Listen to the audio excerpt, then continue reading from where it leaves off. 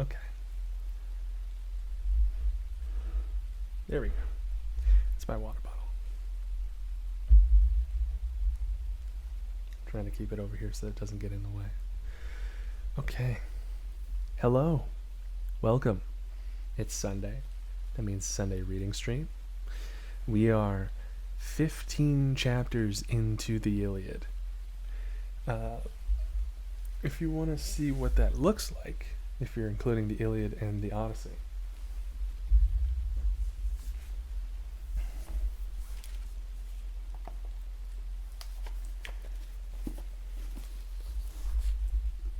we've read about that much. Does the Illiad have any nice pictures?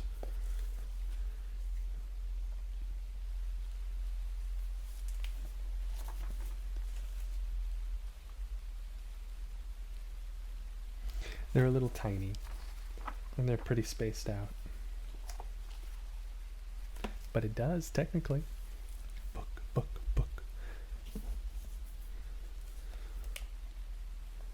Ooh. Look at that.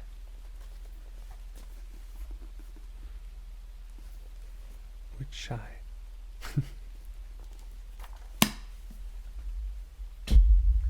All right. So we are on book 15. I have my water. I'm ready to go. Spread those pages, of course.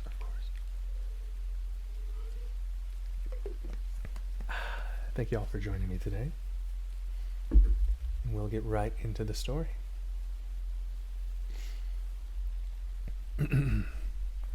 Homer's The Illiad, book XV 15, translated by A.S. Klein.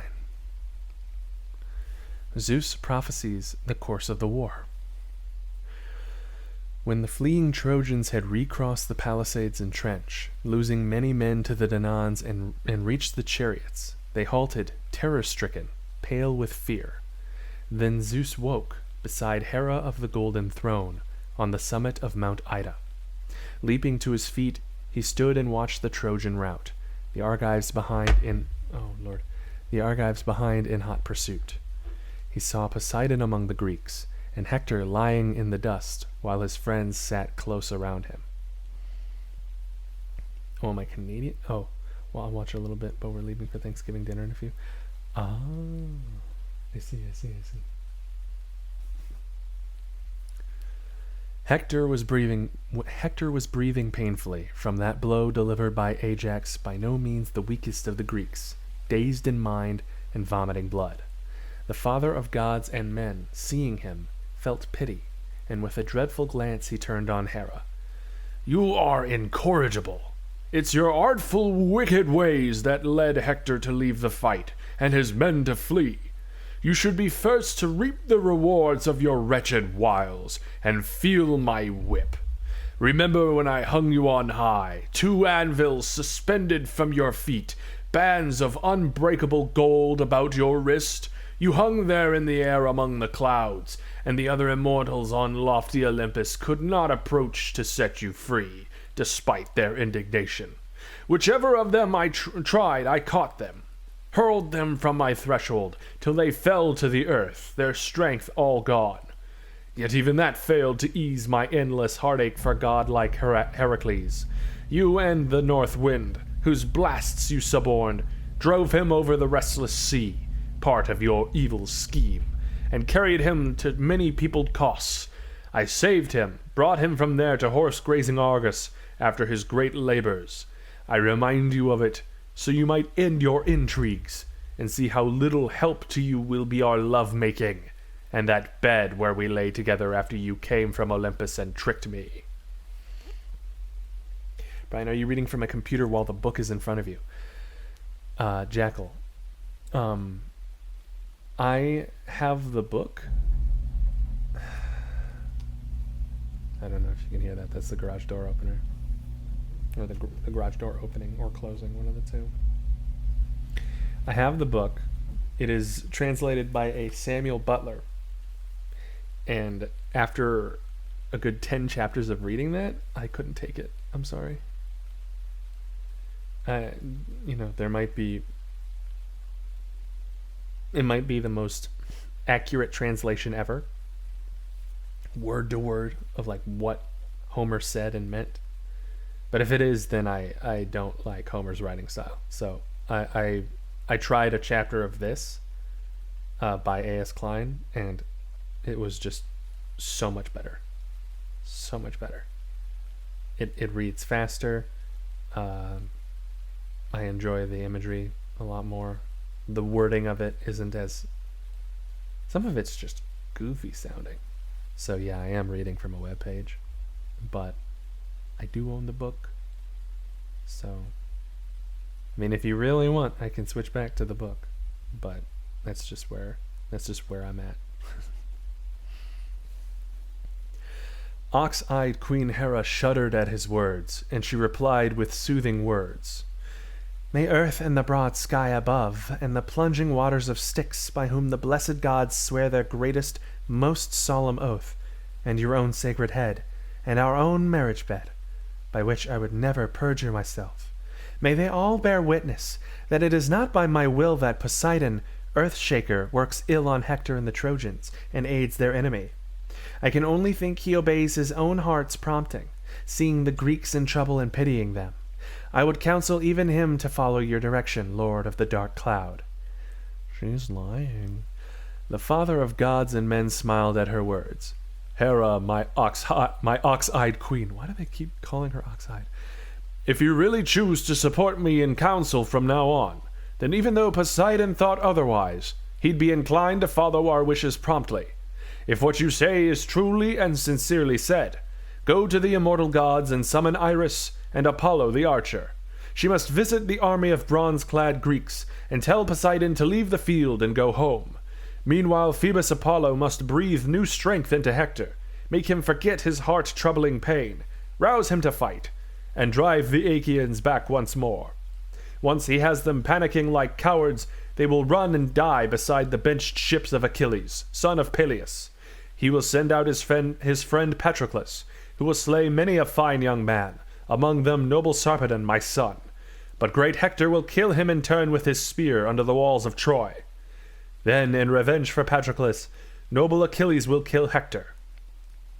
Thereafter I shall let the Trojans be driven steadily from the ships, remorselessly, until the Greeks, advised by Athena, take Troy.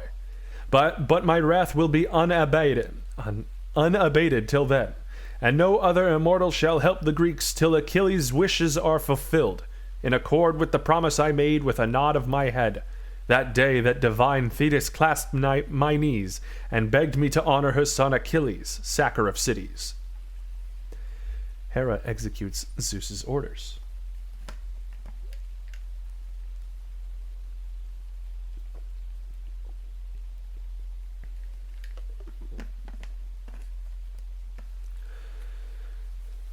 The goddess, white-armed Hera, listened and obeyed, speeding from Mount Ida to lofty Olympus, like the swift mind of a man who has traveled widely, whose deep thought prompts many wishes, saying to himself, I wish I were there, or there, as swiftly Queen Hera flew in her eagerness. Reaching high Olympus, she found the immortals gathered in Zeus's palace. On seeing her, they rose and pledged her in welcome. Passing by the others, she accepted a cup from fair-faced Themis, who ran to meet her, saying, Hera, what prompts your return? Why so distraught? Zeus must have frightened you, your own husband. White-armed Hera replied, Don't ask, dear Themis. You know what he's like, so harsh and unyielding. Let the gods begin their feasts equably, and you and all the immortals in these halls shall hear the devious actions Zeus intends. If any still sit down to feast with joy in mind, well, I can tell them it will neither please them all nor every mortal. With this, Queen Hera took her seat, and throughout the hall the gods looked troubled. Though her lips formed a smile, her forehead above her dark brows was tight with indignation. What fools we are to quarrel with Zeus! We are eager to get at him and thwart his wishes with words or action, but he sits there, unconcerned, indifferent to us, repeating that he's unquestionably the greatest and strongest of immortals. So be content with whatever nastiness he visits on each of us. Even now he deals Ares a blow, since his dearest son has died in battle, Ascalaphus, whom Ares claimed as his own. Ares groaned at this, and struck his sturdy thighs with the flat of his hands. "Gods of Olympus, don't blame me if I go to the Achaean ships right now and avenge my son, even if Zeus should strike me with his lightning bolt, and I lie in blood and dust among the corpses." With this, ordering Terror and Panic to harness the horses, he donned his gleaming armor. Then a greater and angrier quarrel between Zeus and the immortals would have broken out, had Athena, fearful for them all, not left her chair, run to the threshold, and snatched Ares' helm from him, the shield from his shoulders, and the bronze spear from his great hand, throwing them down and pouring words of rebuke on the angry Ares. "Madman, your mind's astray. You'd be doomed. Why were you given ears to hear? Where's your sense and self-restraint? Did you not listen to that white-armed Hera said, straight from Olympian Zeus? Do you want a greater measure of sorrow, to be driven back to Olympus in anguish, and sow the seeds of suffering for us all? You will quit the brave Trojans and the Greeks instantly, and head to Olympus to wreak havoc. He'll lay hands on the guilty and the innocent too. So I beg you, swallow your anger. Many a man greater than Ascalaphus in strength, more skillful in warfare, has died, and many must die still. It would be hard for us to save every man's son and lineage." So saying, she made the angry Ares take his seat again, while Hera called Apollo and Iris, the god's messenger, from the hall, and spoke to them winged words. "Zeus asks that you both go swiftly to Ida, and when you see him there, face to face, then do whatever he urges you to." Iris carries Zeus's message to Poseidon. "Hi, Kat. Good to see you. Welcome, welcome."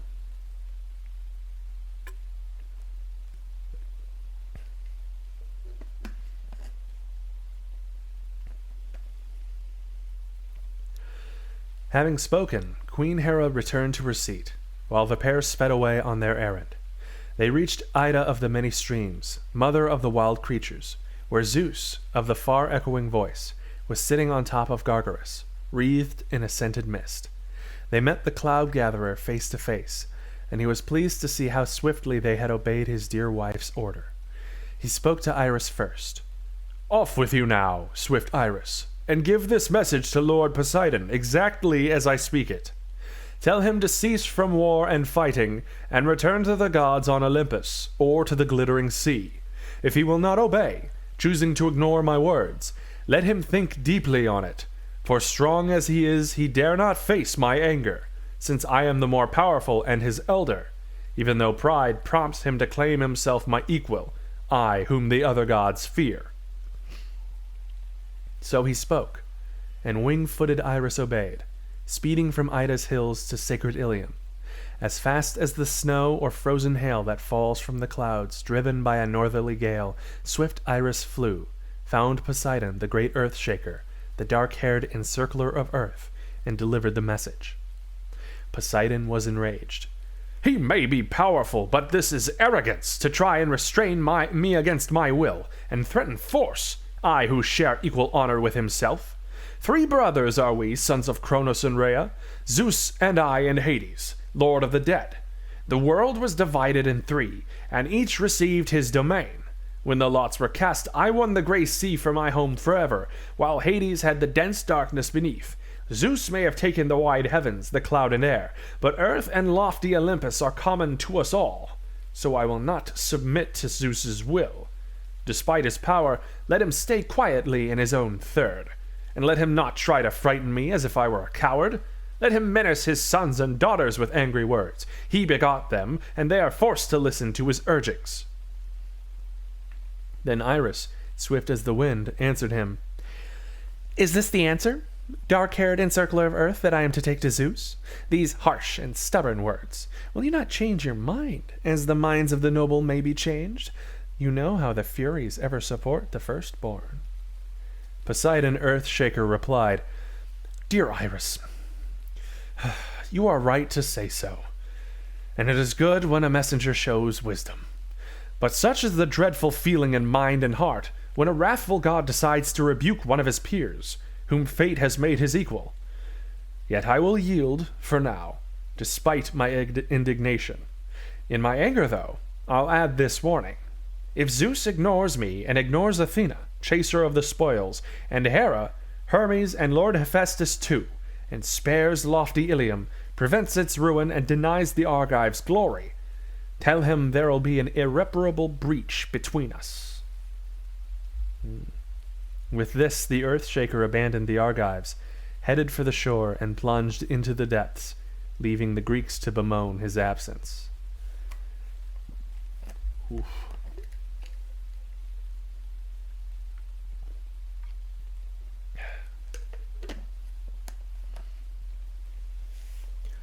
Apollo revives Hector.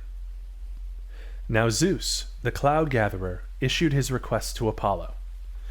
Dear Phoebus, Poseidon the Earth-shaker and Encircler has withdrawn to the glittering waves to escape my wrath.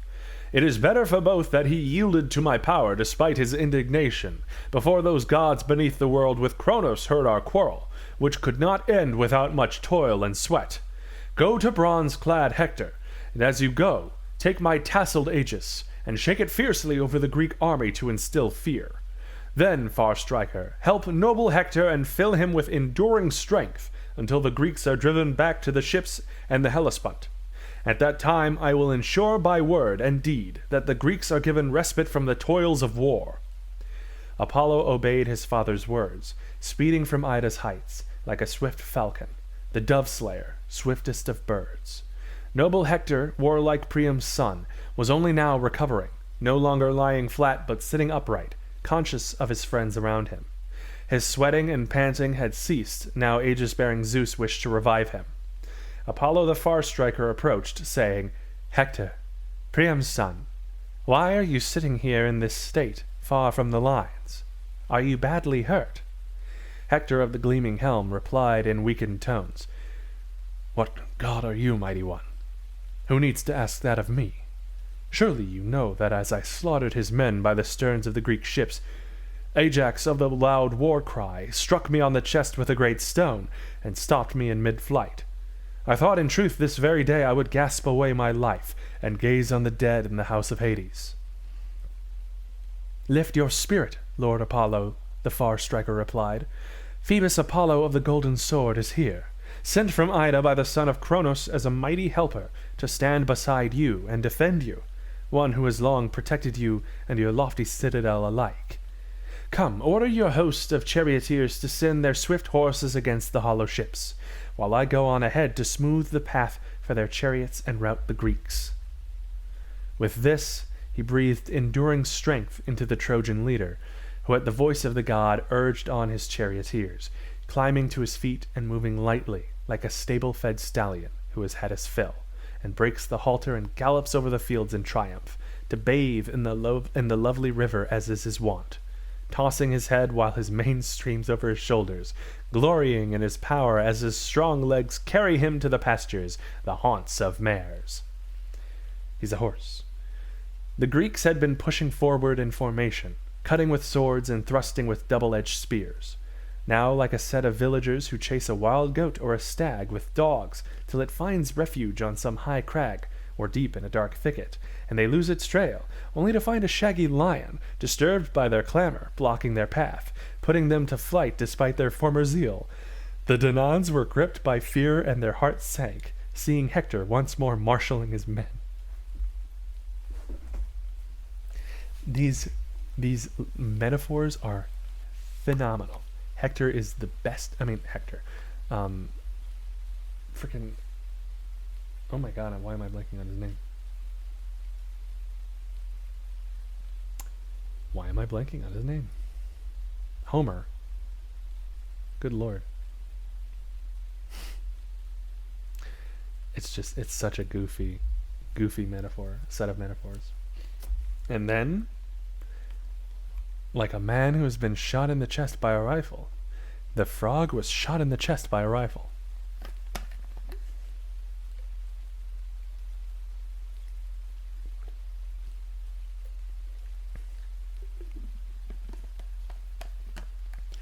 Thoas rallies the Greeks. Then Thoas, Andraemon's son, spoke up among the Greeks. He was the finest of the Aetolian warriors, an expert with the javelin, but a good man in a close fight, too. While few of the Greeks were more persuasive when the younger men debated in the assembly. Now with the best of intentions he addressed them. "What marvel is this I see? Hector recovered and escaped from death. Everyone in his heart hoped that he had perished from Ajax's blow, but some god has protected and saved that slayer of Greeks to carry on killing. He would not be leading the front ranks so eagerly if Zeus the Thunderer did not wish it. But listen and do as I advise. The main body of men must withdraw to defend the ships, but we who consider ourselves the pick of the warriors must stand against him, hoping to keep him off at spear point. For all his eagerness, I think he'll lack the courage to plunge amongst us." They approved and followed his suggestion. Those around Ajax and Lord Idomeneus, around Teucer, Meriones, and Magus, peer of Ares, gathered the best men and marshaled them opposite Hector and the Trojans, while the main body of men retreated to the ships. Then the Trojans closed ranks and pushed forward, behind Hector who strode ahead, Phoebus Apollo beside him, shoulders veiled in mist, holding the powerful aegis with its tasseled fringe, gleaming bright and deadly, that Hephaestus the smith made for Zeus to send mortals fleeing. With the aegis in his hand, Apollo led them onwards. The Argives packed together awaited the onslaught, as the war cries rose loud from either side. Arrows leapt from the bow, and a host of spears hurled by bold arms lodged in the bodies of agile young warriors, or more often fell short before striking white flesh, and fixed themselves in the earth midway, disappointed of their quarry. While Phoebus Apollo held the aegis unmoving in his hand, the shower of missiles continued and men fell. But the moment when he looked the horse-taming Danaans in the face, shaking the aegis and giving a mighty shout, their hearts stopped, and their blind courage ebbed. Driven in confusion, like a herd of cattle or a vast flock of sheep, surprised in the depths of night, the herdsmen being absent by a pair of wild beasts, so the Achaeans fled in rout, robbed of all fight, for Apollo had sent panic among them, granting Hector and Troy the glory. Bring back more Achilles' meaty thighs. Slap. 10 out of 10 wood metaphor again. It's pronounced that ass.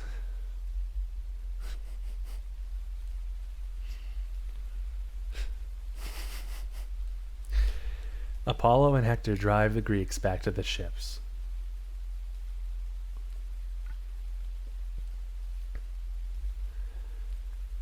As the Greek line broke, the Trojans picked them off one by one. Hector killed Stichius and Arcesilaus, the former a leader of the bronze-clad Boeotians, the latter a trusted friend of brave Menestheus, while Aeneas slew Medon and Iasus. Medon was a natural son of godlike Oileus, so a brother to Ajax the Lesser, and came from Phyllis, not his native land, exiled for killing a kinsman of his stepmother Areopis, wife to Oileus. Iasus was an Athenian leader, the son of Sphelus, son to Buculus. Polydamas killed Mecistius, Polides killed Echius as they clashed, and Clonius fell to noble Agenor. Deiochus fled with the other leaders, but Paris struck him from behind at the base of the shoulder, and drove the bronze clean through. While the Trojans stripped the dead of their blood-stained armor, the Greeks were flung back on their trench and palisade in confusion, and forced to retreat behind the wall. Now Hector called aloud to the Trojans, "Leave the armor and push for the ships. Whoever holds back I'll put to death where he stands. His kin shall not grant him a share of the funeral flames that are his due. Instead the dogs can rend him before Troy." With that he gave a downward flick of his arm and whipped his horses on, his cry ringing out along the Trojan ranks. Echoing a shout, they lashed their teams forward alongside his, with a mighty clamor. Phoebus Apollo easily kicked down the banks fronting the trench, and piled up a long causeway inside, wide as a spear cast made by a man testing his strength. Over it they poured, rank on rank, following Phoebus and the precious Aegis, and Apollo toppled the Achaean wall just as easily, like a child scattering sand that builds a mock castle in play, then ruins it with feet and hands. So you, Phoebus, god of the bow, wrecked what the Greeks had labored and toiled so long to build, then routed them. Once more the Greeks halted by the ships and called to each other, and raising their hands to the sky prayed fervently. None more so than Gerenian Nestor, warden of Achaea, stretching out his arms to the unseen stars. "Father Zeus, if ever we burnt the fat thigh of an ox or sheep in sacrifice to you, back in the wheat lands of Argos, praying for safe return, and you nodded your promise, remember it now, Olympian. Save us from the pitiless hour of doom. Don't let the Trojans vanquish us like this." So he prayed, and Zeus the counselor thundered in reply, answering the prayer of Neleus' aged son. The fighting at the ships.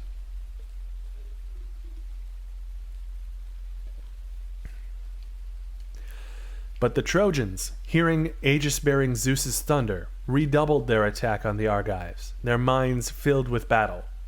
With a great roar they poured across the wall like a billow out at sea, driven by the force of the wind that swells the waves, sweeping over a ship's side. They drove their horses through the gap, then fought in close combat by the ships, wielding their double-edged spears, fighting from the chariots, while the Greeks clambered high on the sterns of the black ships and used their long pikes, jointed poles tipped with bronze, which lay to hand on board.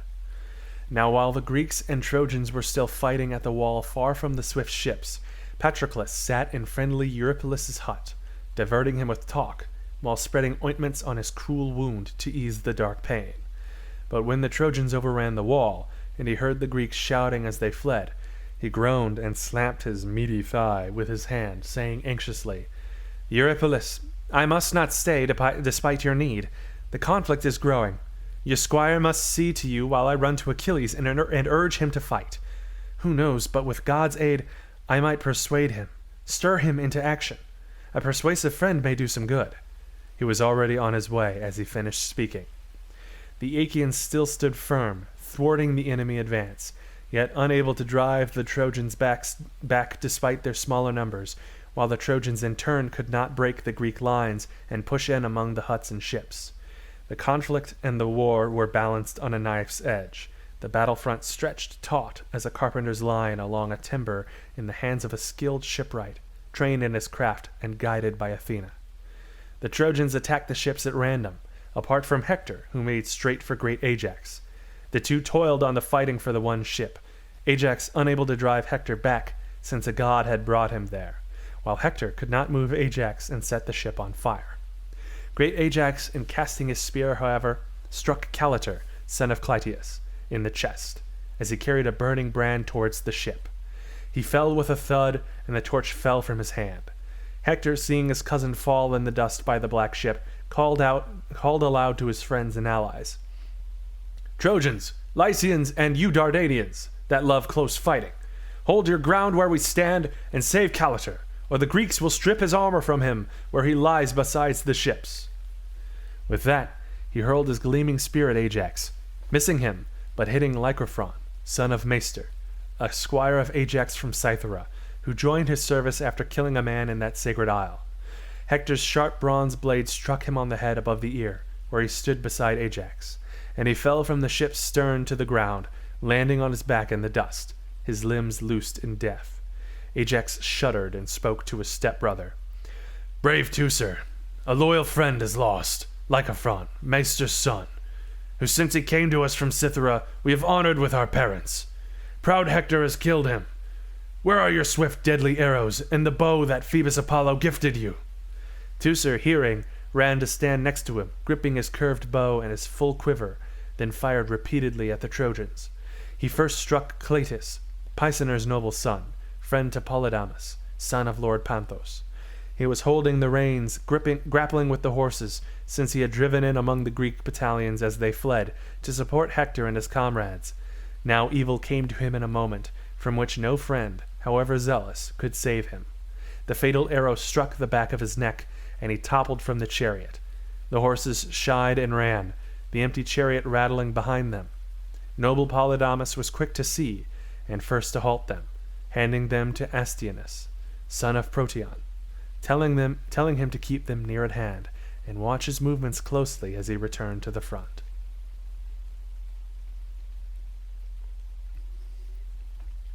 Thanks for stopping by. I have a good time. Hector and Ajax rally their men. Then Teucer aimed an arrow at bronze-clad Hector, and had he struck and killed him in his pomp, that would have ended the battle by the ships. But his action did not escape Zeus's watching mind. He protected Hector, robbing Teucer of the glory, by snapping the deftly twisted cord of his peerless bow at the moment of firing, so the arrow, tipped with solid bronze, went awry, and the bow leapt from his hand. Teucer shuddered, saying to his stepbrother, "There, some god is ruining our every action. He breaks the newly twisted bowstring I bound tight this morning, to withstand the hail of arrows I intended, and then strikes the bow from my hand." Great Telamonian Ajax replied, "Well, my friend, then let your bow and quiver lie, since some hostile god renders them useless. Pick up a shield and grasp your long spear. Tackle the Trojans and urge on the men. They will not take our ships without a fight, even though they conquer. To battle, then!" At this, Teucer set his bow down in the hut, slung a 4-layered shield over his shoulder, set a fine helm with a horsehair crest on his sturdy head, the plume nodding threateningly, grasped a powerful spear tipped with sharp bronze, and set out at a quick run to rejoin Ajax. Now when Hector realized Teucer's bow had failed, he shouted aloud to the men, "Trojans, Lycians, and you Dardanians, who like close combat, be men, my friends, and show your boundless courage among the hollow ships, for I saw Zeus foil their master archer's shot. Easy to see the help Zeus gives to mortals, how he both grants men greater glory and harms those to whom he denies his aid, as now he helps us and weakens the Greeks. Massed together tightly by the ships, and if any man overtaken by death and fate is struck by a missile or the thrust of a blade, so be it. There's no dishonor in dying while fighting for one's country. If the Greeks sail for their native land, his wife and children will be safe, his house and land secure after him." So Hector roused their courage and gave them strength, while Ajax for his part called to his men, "Shame on you, Argives! Defend the ships, and save them or die trying. If Hector or the glittering helm takes the fleet, do you think a single man of you will reach his home again? Listen, as, in his fury, he urges his men on to burn our ships. It is not to the dance he summons them, but to battle. There is no better plan for us than this, to bring our strength and weapons to bear on them, hand to hand. It is better to win life, once and for all, or die, than be stifled by the ships, by lesser men, in this vain and fatal struggle." So we roused their courage and gave them strength. Close combat.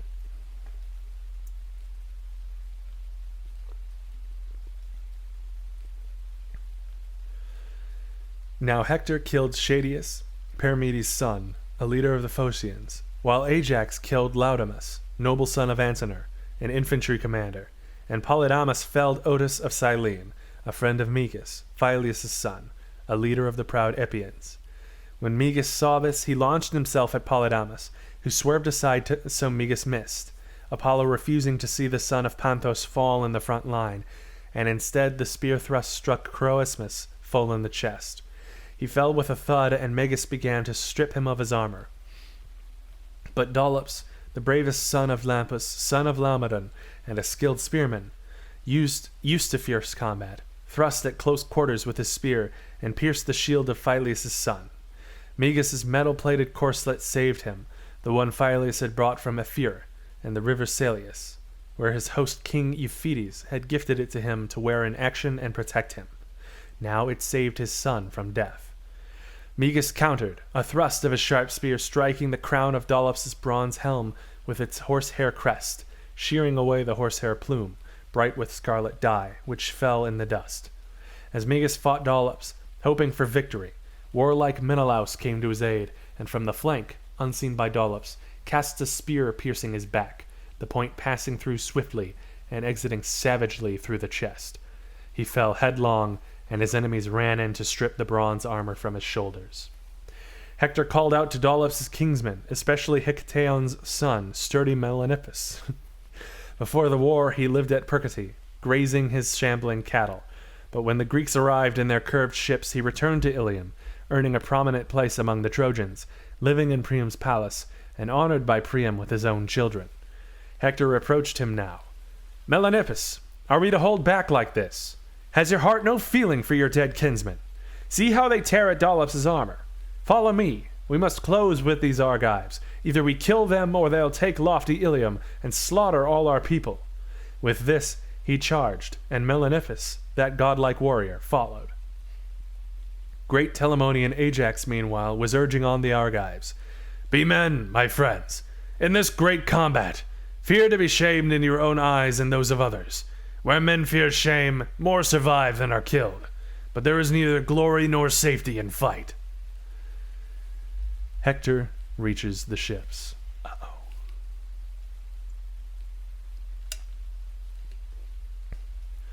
So he spoke, and though the Argives were already eager to drive back the enemy, they responded to his words, and ringed the ships with a wall of bronze, countering the Trojans urged on by Zeus. Now Menelaus of the loud war-cry spurred on Antilochus. "You are the youngest, quickest and boldest of us. Antilochus, why not make a foray and wound some Trojan?" Having roused the man, Menelaus swiftly retreated, while Antilochus ran out from the front rank, and quickly glancing round, threw his bright spear, the Trojans shrinking back from his throw. Nor did his weapon fly in vain, striking proud Melanippus, Hicetaon's son, on the chest by the nipple as he joined the fight. He fell with a thud, and darkness shrouded his sight. Like a hound leaping at a wounded fawn, caught by a hunter's careful shot as it fled from its lair, loosing its limbs, so stalwart Antilochus sprang at you, Melanippus, to strip away your armor. But noble Hector saw it all, and charged through the ranks to the attack. Antilochus turned and ran, his swift feet carrying him as speedily as a wild creature, fresh from causing harm, killing a dog or herdsman beside his cattle, then fleeing before a vengeful crowd can gather. And as that son of Nestor fled before Hector, the Trojans raised a deafening cry, and sent a hail of missiles after him, until he reached the ranks of his comrades, where he once more turned to take his stand. Now the Trojans, like ravening lions, charged towards the ships, fulfilling the will of Zeus, who roused their courage and spurred them on. As he shook the hearts of the Greeks and robbed them of all glory, that he gave to Hector, son of Priam, so he might shroud the beaked ships in unresting towers of flame, and answer fully Thetis' fateful prayer. Zeus the counselor waited then for the glare of burning timbers, determined that from that instant he would grant glory once more to the Greeks, and that the Trojans were driven from the ships. With this intent he spurred the already eager Hector on, and Hector raged like Ares, god of the spear, or like a mountain fire working its destruction among the close-packed trees. With foaming lips, eyes blazing beneath lowering brows, he fought, and the very helm on his head shook on his temples, for the power of divine Zeus was his shield, and granted him the honor and the glory, alone among the host of warriors. Though brief was the life remaining to him, for even now Pallas Athena was hastening that fatal day when he would fall to Peleus' mighty son. Now he had one thought only, to shatter the Greek line, testing it wherever he saw the best armed warriors tightly clustered. Yet eager as he was, he could not break through, for the Greeks stood firm as a wall, like a vast sheer cliff facing the gray sea, unshaken by howling gales and towering breakers. So the Greeks held steady and would not flee. At the last, gleaming with fire, Hector burst among them and laid about him, as under cloud a powerful wind-swollen wave breaks over a speeding ship, drenching it in foam, while the gusts roar in the canvas, and the crew shudder with fear, driven along a hair's breadth from destruction. So Hector launched himself at the Achaeans, striking panic in their hearts. He fell on them with savage intent, like a lion attacking a vast herd, grazing in some water meadow, their herdsmen, unskilled in driving a cattle killer from a sleek heifer's carcass, pacing at front or rear, keeping close to them, so leaving the lion to strike in the center and take a heifer, scattering the rest in terror. So the Greeks fled to a man, before Hector and Father Zeus, when Hector killed Periphetes of Mycenae, beloved son of Copreus, that Copreus whom King Eurystheus sent with a message to mighty Heracles. The son was better than his father in every way, as runner and warrior, and one of the best minds of Mycenae, and his death gave the greater glory to Hector. As he fled, he tripped over the rim of his own long shield that reached to his feet, a defense against javelins, and stumbling fell backwards, his helmet clanging loudly at his temples as he landed. Hector, seeing this, swiftly approached and drove a spear through his chest, killing him in the midst of his comrades, beyond their help, despite their horror, given their deep dread of noble Hector.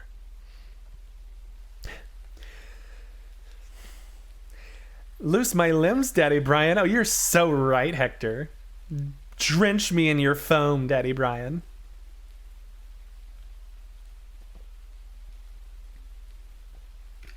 Ajax stands firm.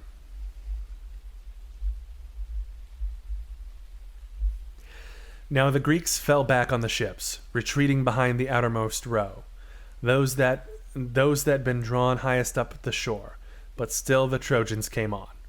Then the Argives were forced back even further, but regrouped beside the huts, held together by shame and fear, calling ceaselessly to one another.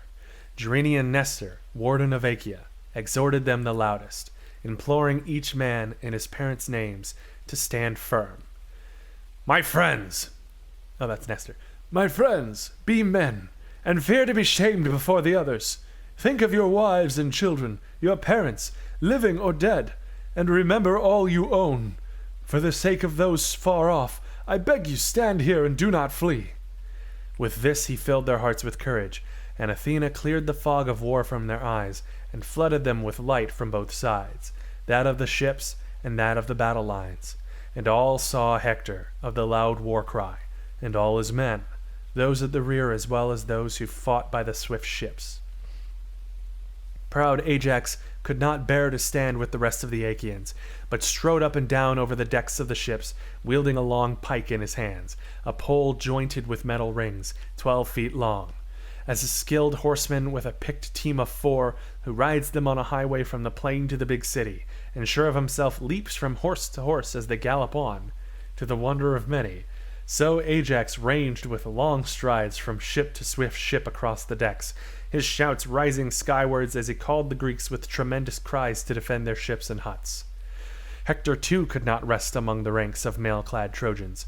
Like a tawny eagle swooping at a flock of birds feeding by a river, wild geese, cranes, or long-necked swans, he rushed straight at some dark-prowed ship, while Zeus's mighty hand pushed him on from behind and spurred the Trojans to follow. So once more the ships saw bitter conflict. You would have thought both sides still fresh and unwearied, so fiercely did they fight. And as they fought, these were their thoughts. The Achaeans felt they could not escape and would be killed, while the Trojans hoped, deep within, to fire the ships and slay the Greeks. Such were their respective expectations as they clashed. Hector at last grasped the stern of a sea-going ship, a fine vessel, a swift one on the deep, that had brought Protesilaus to Troy, yet failed to bear him home again. Round it the Greeks and Trojans slaughtered one another in close combat, no longer fighting from afar with arrows and javelins, but hand to hand, united in their purpose, with keen battle-axes and hatchets, with long swords and double-edged spears. Many a lovely blade, its hilt bound with dark thongs, fell from their hands or slipped from their shoulders as they fought, and the earth was black with blood. But once Hector had gripped the ship's stern, he would not loose his hold, but clung to the stern post, shouting to the Trojans, "Bring fire, and give the war cry all together. Now Zeus grants us a victory that pays for all. Now we take these ships that sailed here in defiance of the gods to cause us suffering. The elders' cowardice contributed, holding the army back when I was eager to fight here at their sterns. But if Zeus, the far echoer, dulled our senses then, it is he himself who commands now and drives us on." With this his men pressed the Argives harder. Even Ajax himself, thinking he would die beneath a hail of missiles, yielded and gave away a little. Retreating from the afterdeck of the shapely vessel, some way along the 7-foot-high connecting bridge amidships, there he stood, alert, with his pike fending off any Trojan who approached the ship with a blazing brand, and urging the Greeks on ceaselessly with mighty shouts. "Friends, Argives, warriors, you slaves of Ares, be men, and think on furious courage. There is no other help for us. No stronger wall to ward off disaster. No city with its ramparts to hide inside. No other army to turn the flow of battle. Here on the plains of Troy are we, our backs to the sea, facing the mail-clad Trojans, far from our native land. So in the strength of our own hands is our salvation, and there can be no surrender in this fight." With this cry, he thrust his spiked pole furiously time and time again at the foe, and there Ajax waited for any Trojan who, longing to delight Hector his inspiration, ran at the hollow ships with blazing brand. Ajax would wound each man with a thrust of his long pike, and disabled 12 men in this way in the close encounter by the ships. And that's the end of chapter 15. Drench me in your foam, Daddy Brian. Oh, Ajax is so firm he gives me goose pimples. So many thrusts of poles, yes. Truly. A lot of long, sharp spears thrusting into each other. Okay, so we finished a chapter. And it is my custom for chapters, after we've read one, is for me to take about 15 minutes. I can already feel my voice getting a little bit hoarse, so we might go for one more chapter, but we'll see how that... I mean, we're going to do one more chapter. We'll see if I feel good enough to do another one after that, but it'll be good to take a 15-minute just to give it a little relaxation, and we'll see from there. So, I'll go ahead and go to the Be Right Back screen. I'll put on some music for y'all, and I will see you in 15 minutes. Thanks for sticking around.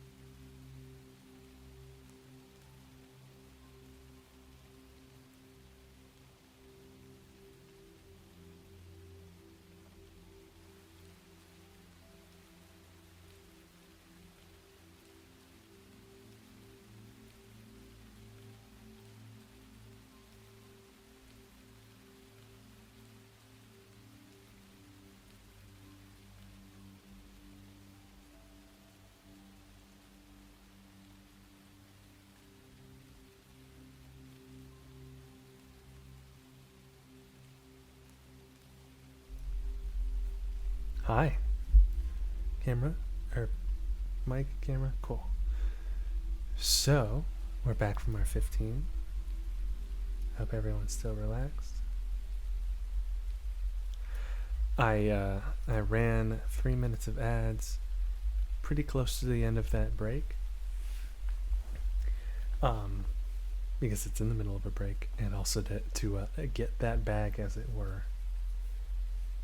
Mostly to just prevent more ads from running in the middle of reading the actual story and doing what we're here to do. At least that's the hope. Okay.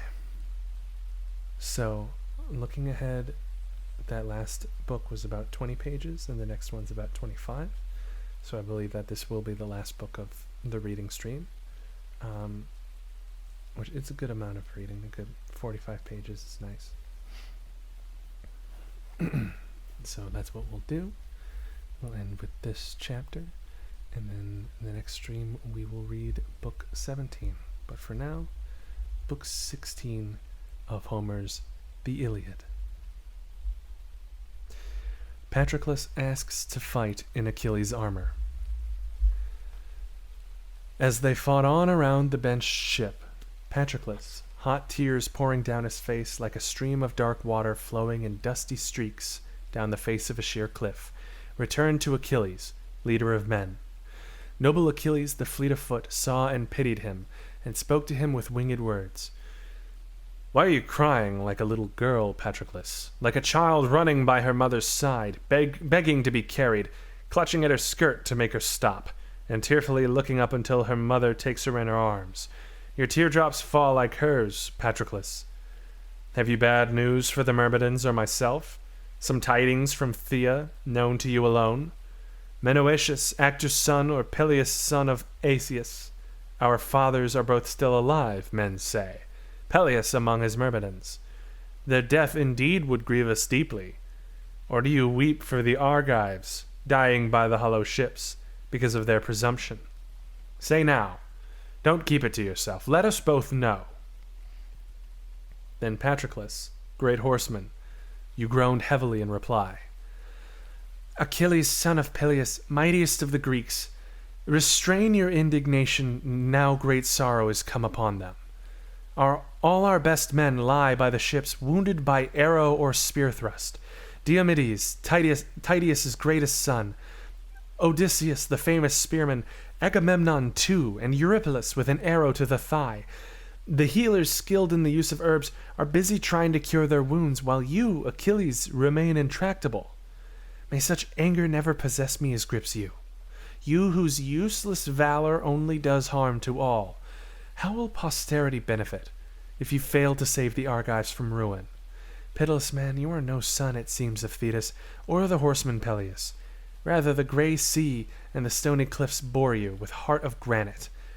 If in your mind perhaps some prophecy deters you, some words of Zeus your divine mother relayed, then at least let me take the field now, leading the ranks of Myrmidons, so I may be a saving light to the Danaans. And let me borrow that armor of yours, so the Trojans might take me for you and thus break off the battle. Then the warrior sons of Achaea in their exhaustion may win a breathing space. There are few such chances in war. We who are fresh might easily drive a weary enemy back to their city from the ships and huts." So Patroclus made his request, fool that he was, for his own doom and an evil death were the certain answer to his prayer. Fleet-footed Achilles answered passionately, "Ah, Zeus-born Patroclus, what words are these? I know nothing of any prophecy, nor has my divine mother relayed any word from Zeus. My heart is simply gripped with deadly grief, because a man has chosen to rob his equal and snatch his prize, given the power. A deadly grief, and my heart has suffered deeply. The girl the Achaeans chose for me as prize, the girl I won with my spear when I took her walled city, Lord Agamemnon snatches from my arms as though I were some exile without rights. But let us call all that past and done. It seems my anger wasn't fated to last forever. I said indeed it would end when the sound of battle echoed about my ships. So then, now that a dark cloud of Trojans hems in the ships so closely, and we Greeks, confined to a narrow space, have nothing left at our backs but the shore, clad your shoulders in my glorious armor, and lead my Myrmidons, who love a fight, to battle. It seems the whole of Troy attacks us fearlessly. Now they can see no signs of my helm, its visor gleaming in their faces. They would soon fill the riverbeds with their dead, and not be warring round our camp, if Agamemnon were but warm towards me. It is not some spear in Diomedes' hand will save the Greeks from our ruin, nor that hateful voice I fail to hear of Atreus' son shouting his head off. It is man-slaying Hector's call that rings in my ears as he urges on his Trojans, their cries that fill the plain, and they who conquer the Greeks in battle. Yet you must take the fight to them, and save the fleet from ruin, Patroclus, for our means of escape is lost once they set fire to the ships. Listen while I give you my advice, and you can win glory for me, and recompense from these Danaans, the return of that lovely girl, and fine gifts as well. When you have driven them from the ships, come back to me. Even if Hera's lord, the Thunderer, grants you glory, don't press on against the battle-loving Trojans on your own. That will only lessen my chance of honors. In the heat of victory, as you lay about the Trojans in this fight, don't make for Ilium, lest a god from Olympus comes to join the fray, for Apollo, the far-striker, loves them greatly. Return to me when you have lit your light of deliverance among the ships. Leave the rest to drive the enemy over the plain. By Father Zeus, Athena, and Apollo, I wish the Trojans death to a man, and the Argives likewise, and that we might too survive the ruin, to pry loose Troy's holy diadem. Dana, hello. Patroclus arms as the ships burn. He's a sleepy bear.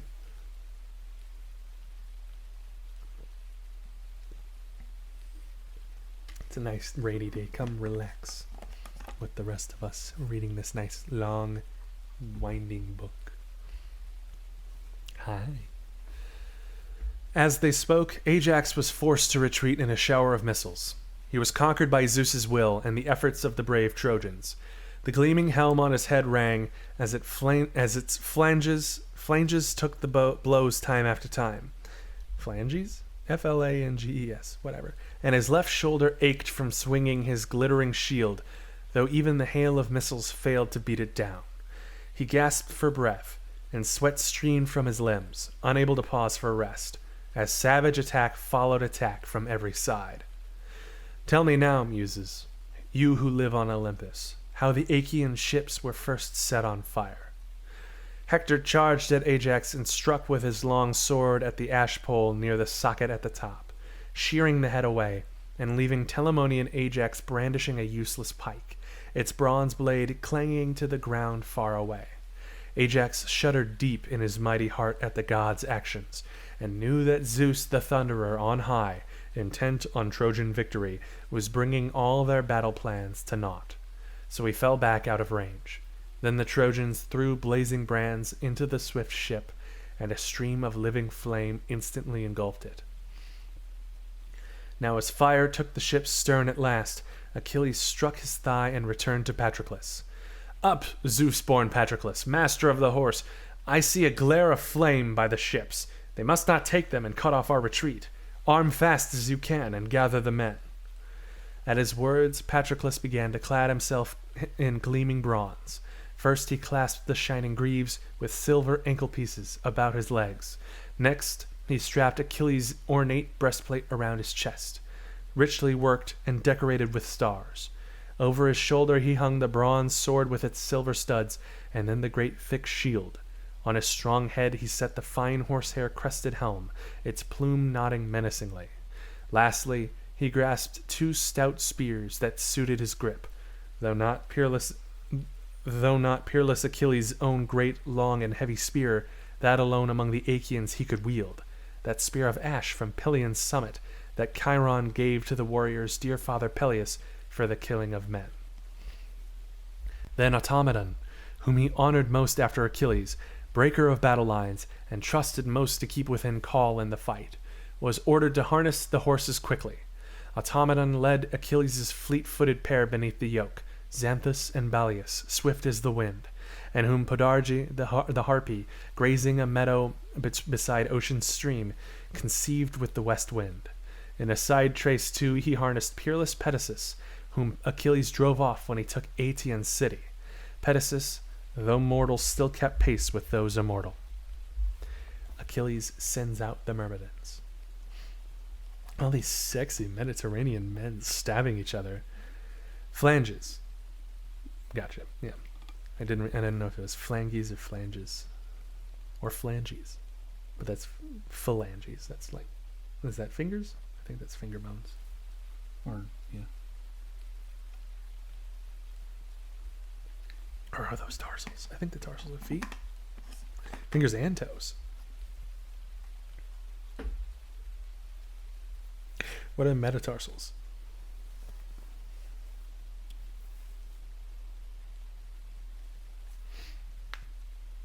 Carpals, tarsals.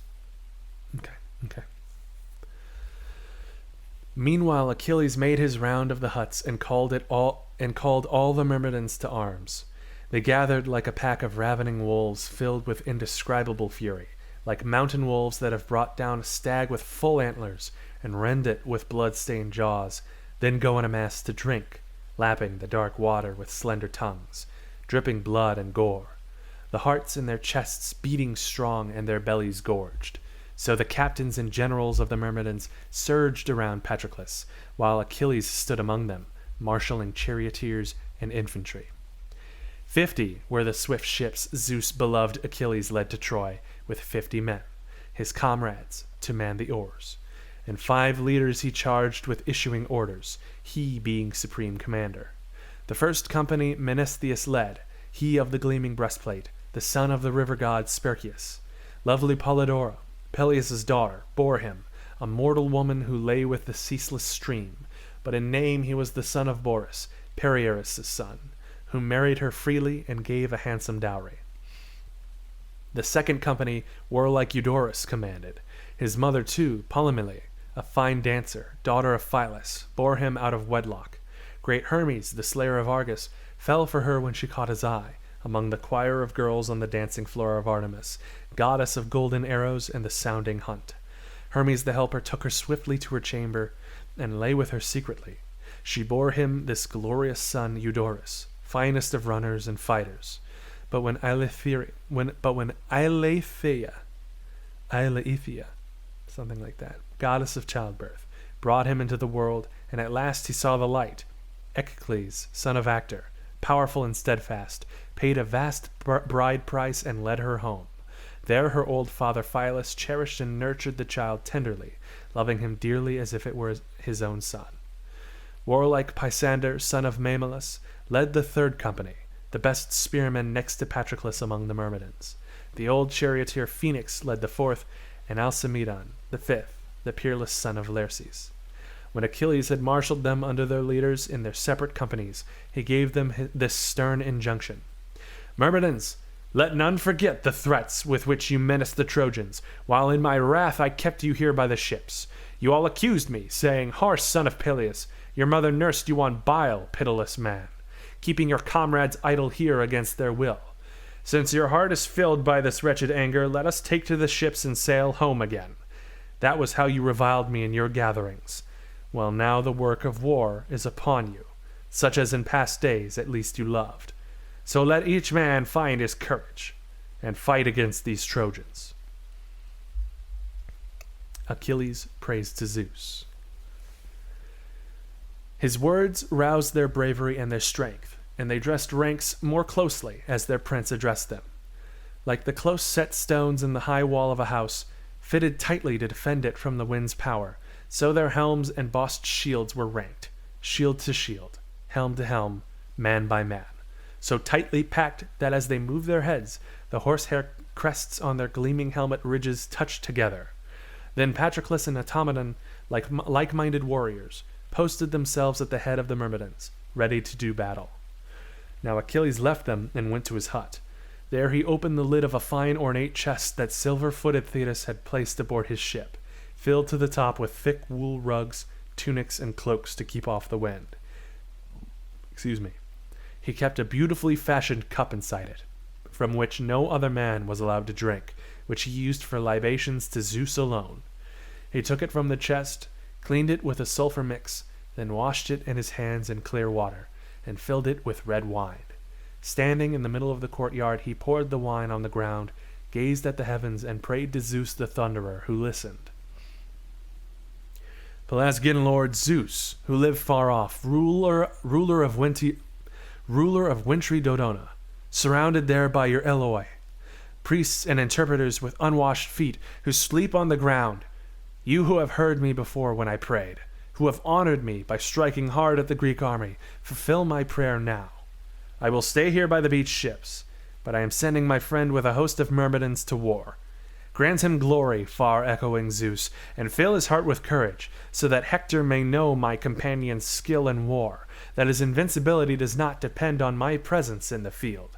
And when he has rid the ships of the foe and their battle cries, let him return to the ships resplendent in my armor, he and his men unscathed by close combat. So he prayed, and Zeus the counselor listened. One wish the father granted, but the other he denied. Patroclus would indeed drive the enemy from the ships, ending their attack, but he would not return safe from that battle. When Achilles had finished the libation and his prayers to Father Zeus, he returned to his tent and shut away the cup in his chest, then took up a vantage point before his hut, keen to gaze on that fatal conflict between the Greeks and Trojans. Patroclus takes the field. Where is he taking it?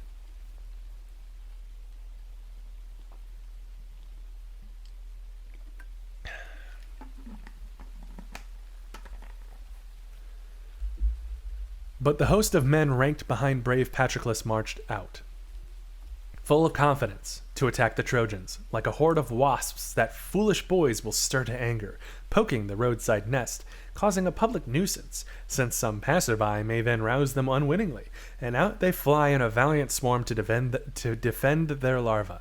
With the same courageous spirit, the Myrmidons flowed from their ships, and with ceaseless cries, and Patroclus shouted loudly to them all, Myrmidons, warriors of Achilles, be men, my friends, and fill your minds with furious courage, so we may win glory for the son of Peleus, greatest of the Argives beside the ships, and for his men who fight at close quarters, the pick of the army. And so the son of Atreus, imperial Agamemnon, may acknowledge his great blindness in failing to honor the best of all the Greeks. With this, he put heart and strength into every man, and they launched themselves in a mass at the Trojans, so that the ships echoed to the shouts of the Achaeans. And when the Trojans saw Patroclus and his charioteer in all their shining armor, they thought swift-footed Achilles had ended his quarrel by the ships, and now was reconciled. Their hearts sank, and their line began to waver, and each man looked round anxiously to find a path of escape from utter ruin. Patroclus it was who hurled the first glittering spear, right into the center of the throng milling around the stern of brave Protesilaus' ship, striking Pyracmes, who had led his Paeonian horse lords from Emedon and the banks of the broad Axius. He found the right shoulder, and backward Pyracmes tumbled in the dust with a loud groan, while around him his comrades fled in panic. Now Patroclus had killed their leader and champion. Sweeping them from the stern, the Greeks put out the fire, leaving the half-burnt vessel behind as they drove the Trojans en route among the hollow ships, while the cries rose up to heaven. As Zeus the lightning-gatherer drives dense cloud from the high summit of some great mountain, such that craggy peaks and lofty headlands with all their glades spring into view, and the sky grows clear to its very depths, so the Danaans drove the cloud of smoke and flame from their ships, and breathed more freely. Yet the battle continued, for the black ships were not yet purged of the Trojans, who still showed resistance, and gave ground to the Greeks, beloved of Ares, only when they must. Then the Greek leaders each killed his man as the Trojan force was scattered. Mighty Patroclus pierced Aurelius's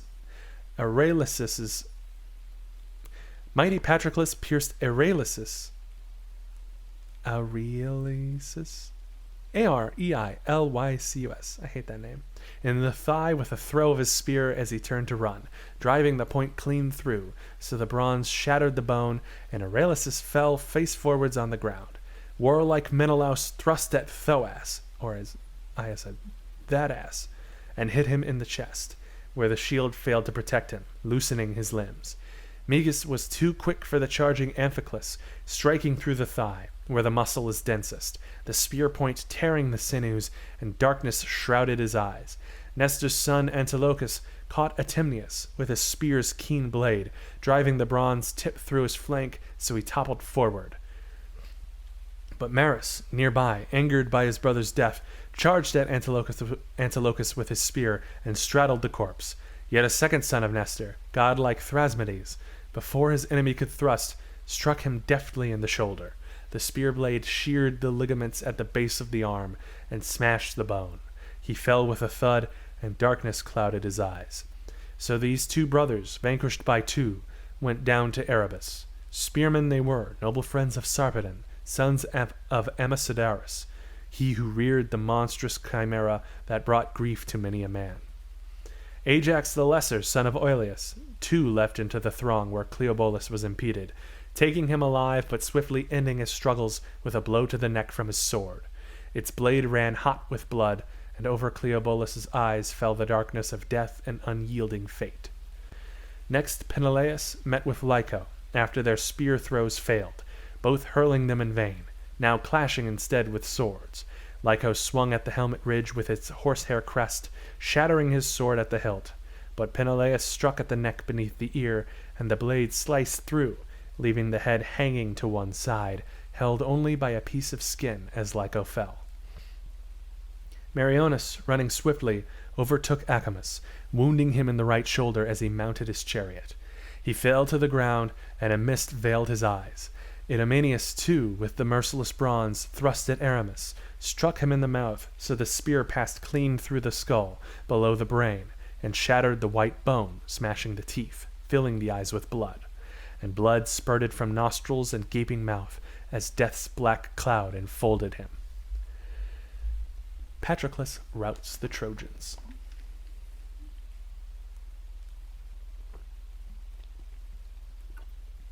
Boy, things are looking good for my boy Patroclus. I really hope nothing bad happens to him. So each of these Danaans killed his man, and the Greeks harried the Trojans, like hungry wolves battening on lambs or kids, snatching the young and weak from the hill flock that some foolish shepherd allowed to scatter. The Trojans lost all heart, and took to tumultuous retreat. Now mighty Ajax was keen as ever to hurl a spear at bronze-clad Hector, but the Trojan leader, skilled in war, his broad shoulders protected by his ox-hide shield, watched the whirring arrows and hurtling spears pass by. He knew the tide of battle was turning, but held on, anxious to save his loyal men.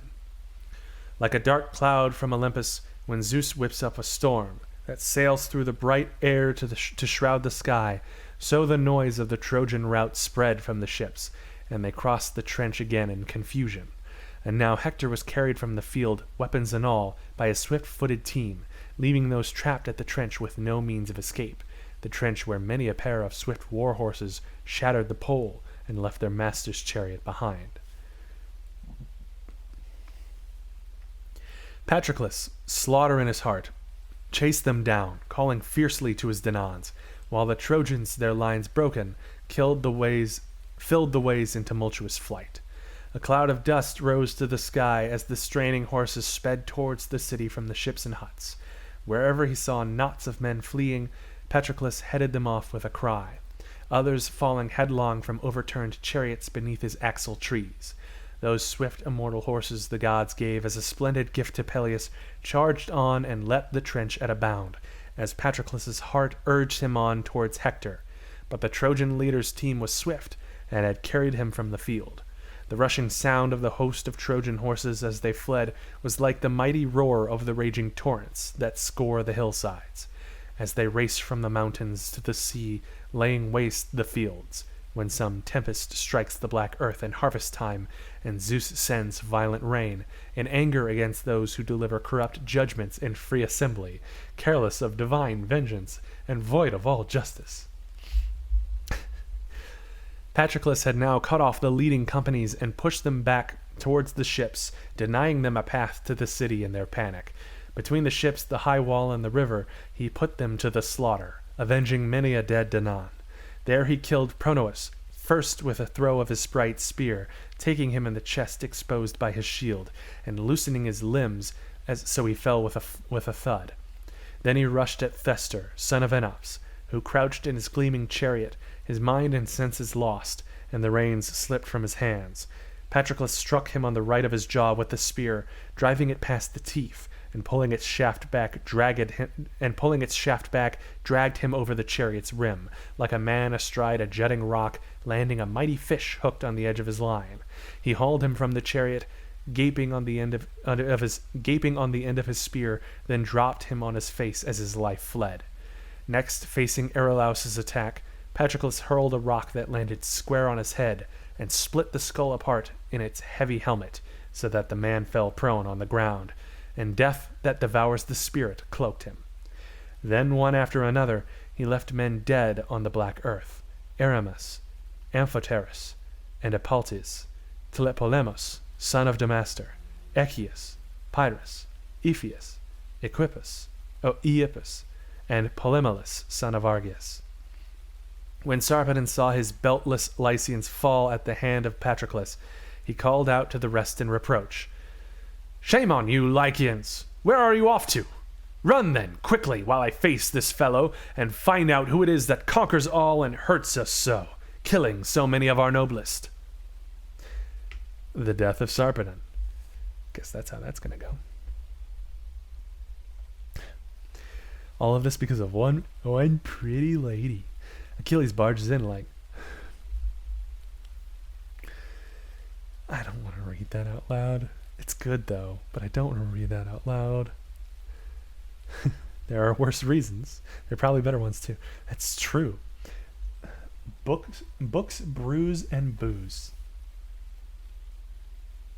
I'm a fan of all three of those things. Thank you for combining them into one username. And thank you for stopping by and saying hi. I appreciate it. So saying, he leapt fully armed from his chariot, and Patroclus, seeing him do so, did likewise. With loud cries they attacked each other like raucous vultures, fighting with curved beak and crooked talon on some high crag. Zeus, gazing down on them, felt pity, and spoke to Hera, his sister-wife. "Alas, that Sarpedon, so dear to me, is fated to die at the hands of Patroclus. Even now I am undecided, whether to snatch him up and set him down alive in his rich land of Lycia, far from this sad war, or allow him to fall to his son of Menoetius." "Dread son of Cronos," ox-eyed Queen Hera replied, "what do you mean? Are you willing to save a mortal from the pains of death, one long since doomed by fate? Do so, but don't expect the rest of us to approve. And think hard about this fact, too. If you send Sarpedon home alive, why should some other god not do the same for their dear son, and save him from the thick of war? Many who fight before Priam's great city are children of immortals, and those divinities will resent it deeply. If he's so dear to you, and it grieves your heart, let Patroclus defeat him in mortal combat. But after his spirit has departed, send death and sweet sleep to bear him away to the broad land of Lycia, where his brothers and all his kin may mark his resting place with barrow and pillar, a privilege of the dead." The father of men and gods accepted her advice, but he sent a shower of blood-red raindrops to the earth to honor his beloved son, whom Patroclus would slay in the fertile land of Troy, far from his native realm. Now, as the two warriors came face to face, Patroclus struck noble Thrasimilus, Sarpedon's brave squire, piercing his lower belly and loosening his limbs. But Sarpedon's reply went astray, his gleaming spear striking the horse Pedasus on its right shoulder, and the horse cried out in pain, breathing its last, and fell in the dust with a great sigh as it gave up its life. The other two horses pulled away, the yoke creaking with the strain, their reins entangled with the trace horse in the dust. But Automedon, the noted spearman, found an answer. Leaping down and drawing the long sword from beside his sturdy thigh, he cut the trace horse loose in a moment. The other pair righted themselves and tugged again at the harness as the two men resumed their deadly duel. Again Sarpedon's bright spear missed, the blade passing over Patroclus' left shoulder, leaving the man unscathed. But Patroclus hurled his bronze in turn, and the spear sped from his hand, and not in vain, striking Sarpedon where the ribs press on the beating heart. He fell as an oak, a poplar, or a lofty pine falls in the mountains, downed by the shipwrights with sharp axes as timbers for a ship.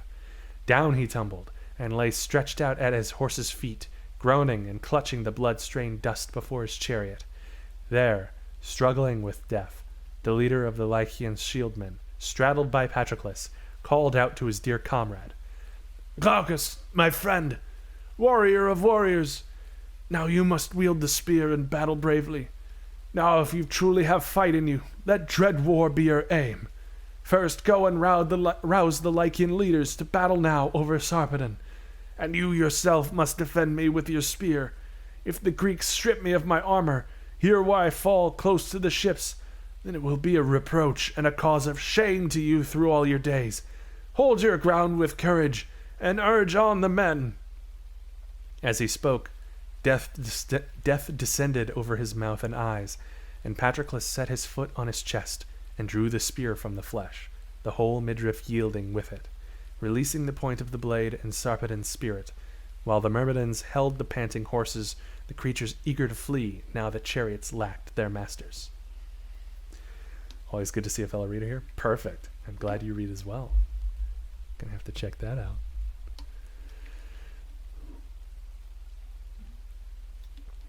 I'm still a little new with the streaming and the reading. This is the second book I've attempted.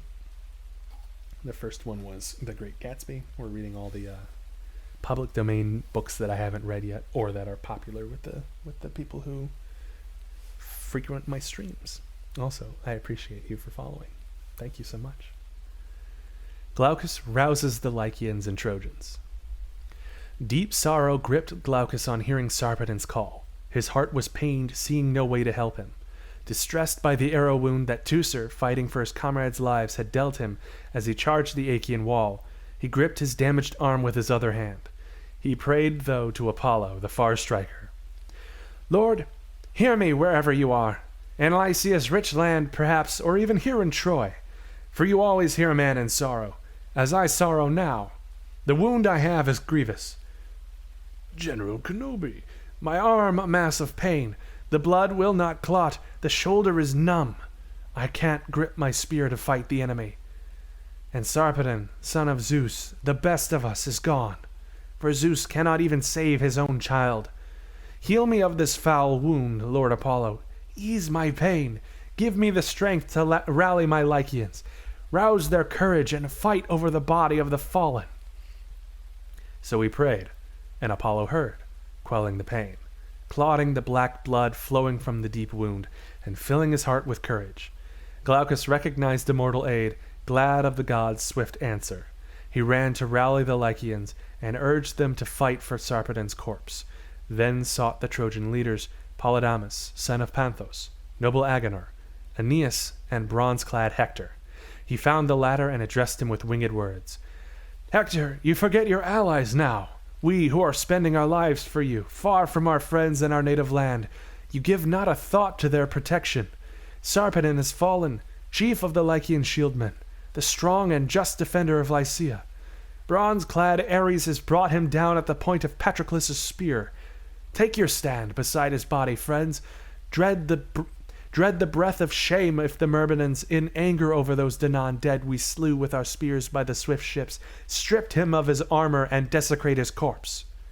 The Trojans were gripped by a deep, intolerable sorrow, for Sarpedon, though from a far country, was a mainstay of their army, as much for his eminence in warfare as for the host of men he brought with him.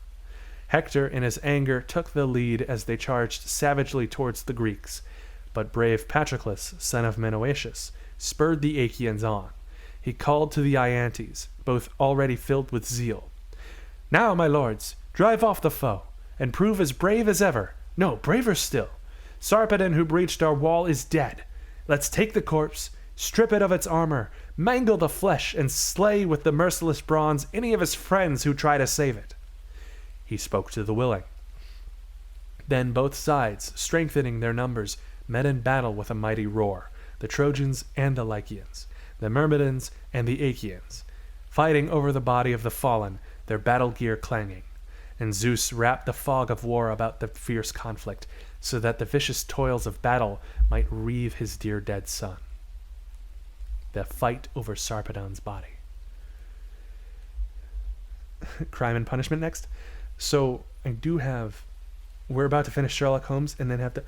Which Sherlock Holmes? It's funny you mentioned that. Because the next book I'm going to read is A Study in Scarlet.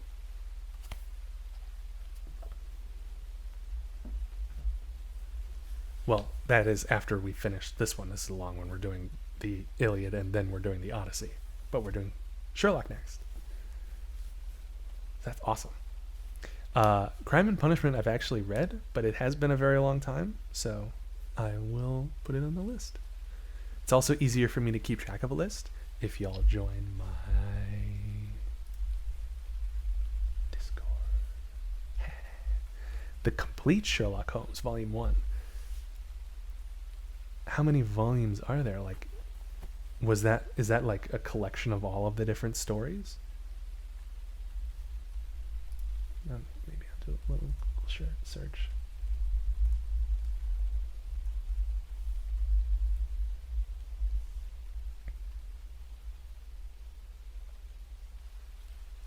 Second tome. Yeah, I'll bet. I mean, how many stories is that?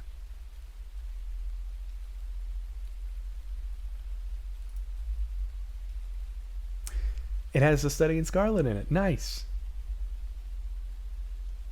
And then The Sign of Four, and then The Adventure of the Speckled Band, The Musgrave Ritual, and The Five Orange Pips. All right, very nice. So yeah, I'll be reading that, except I'll be reading the first one, just the first one. So a little less of a tome, about a fifth of what you read. But I've got to get through my own tome first before I can get to that. Thought my phone died. No, Twitch just doesn't like when you want to listen with the screen off. Yeah, it's not always very nice. Okay. The fight over Sarpedon's body. At first the Trojans repelled the fierce Achaeans, killing one of the best of the Myrmidons, noble Epeigus, son of brave Agacles. He had been king in populous Budeum, but having killed a noble kinsman, had found sanctuary with Peleus and silver-footed Thetis. They sent him with Achilles, breaker of battle lines, to horse-taming Troy to fight against the Trojans. He had just laid hands on the body when glorious Hector struck him on the head with a stone, shattering the skull inside the heavy helm. So he fell, face down, on the corpse, and death that takes the spirit embraced him. Then Patroclus was plunged in grief for his dead friend, and he swept through the front line swift as the falcon that scatters jackdaws and starlings. Straight at the Lycians and Trojans you flew, Patroclus, master horseman, your heart filled with wrath at your comrade's death. Sthenelos he killed, dear son of Euthymenus, striking his neck with a stone, tearing the sinews, and the front line led by glorious Hector gave ground. As far as a man trialing his strength perhaps, or attacked by bloodthirsty foes in battle, can hurl a long javelin, the Trojans withdrew before the Achaean advance. Then Glaucus, leading the Lycian shieldmen, turned and killed bold Bathocles, beloved son of Chalcon, who lived in Hellas. First among Myrmidons in wealth and land, Glaucus, spinning round on him as Bathocles tried to overtake him, struck the man deep in the chest with a blow of his spear. He fell with a thud, and the Greeks were overcome with grief at the fall of a worthy warrior, while the Trojans rejoiced and ran in to surround the corpse. But the Achaeans, full of courage still, advanced towards their foe. Meriones it was who killed Lauganus, brave son of Oneter, the priest of Idaean Zeus, honored by the people like a god. He struck the fully armored warrior beneath the jaw by the ear, and his spirit fled from his body, and the hated dark descended. Then Aeneas replied, hurling his bronze-tipped spear at Meriones, hoping to catch him as he came forward, covered himself with his shield. But Meriones was on the alert, and avoided the missile, stooping low so the long spear fell to the earth behind him and fixed itself quivering in the ground until the mighty war god stilled its fury. Aeneas, enraged, shouted out angrily, "Meriones, fine dancer that you are! If that had struck, your dancing days were done." And Meriones, the famous spearman, replied, "Aeneas, you may be strong, but even you can't kill everyone who attacks you. Not if they know how to defend themselves. You too are mortal, I think. If I aimed well enough with my keen spear, strong as you are and trusting in your strength, still the glory would soon be mine, and you on your way to Hades, the horse lord." At this, great Patroclus reproached him. "Meriones, fine warrior that you are, why waste time on words? Speeches, good friend, won't drive the Trojans from Sarpedon's body. The earth will take not a few of us before that moment comes. So less words and more action. The fate of this struggle is in our hands. Keep your oratory for the council," he said, talking his ear off. With this he led a charge, and godlike Meriones followed. Then the beaten earth sent up a din of bronze and leather, of solid shields, like the resounding echo of axemen in the mountain glades, while the warriors thrust at one another with keen swords and double-edged spears. No friend of his would have known the face of noble Sarpedon, veiled as he was from head to foot by dust and gore and lost in a hail of missiles. Round the corpse the warriors swarmed, as flies in the farmyard hum round the brimming pails at milking time in spring. And Zeus fixed his gleaming eye on the desperate conflict, gazing down and reflecting on Patroclus's fate, whether as they struggled over godlike Sarpedon noble Hector should kill him with his sword and strip the armor from him, or whether more men should die first in the toils of battle. And in the end, he thought it best that Achilles' powerful comrade should drive bronze-clad Hector and the Trojans further towards the city, while wreaking greater havoc. First, he stirred Hector to sorry flight. He leapt to his chariot and, calling to the Trojans, led the rout, knowing that Zeus had tipped the sacred balance against them. Then the brave Lycians yielded ground, and they too were driven off, having seen their king struck to the heart, and left among the dead, for many had fallen there as the son of Cronos tightened the net of that vicious conflict. From Sarpedon's shoulders the Greeks stripped the gleaming bronze armor, and bold Patroclus left his men to bear it back to the hollow ships. Now it was that Zeus, the cloud-gatherer, called to Apollo, "Dear Phoebus, go now and carry Sarpedon out of range of the battle, and cleanse the black blood from his body. Then lift him to some distant place. Bathe him in running water, anoint him with ambrosia, clothe him in imperishable garments, and give him to those twin brothers Sleep and Death, who bear men swiftly away. They will soon set him down in the broad, rich lands of Lycia. There his brothers and all his kin will bury him beneath barrow and pillar, since the dead are owed that privilege." Apollo promptly obeyed his father's words, speeding towards the sound of bitter conflict from the heights of Ida. At once he bore noble Sarpedon far from the war, bathed, anointed, and clothed him, and gave him over to sleep and death to carry the broad, rich Lycian lands. Okay.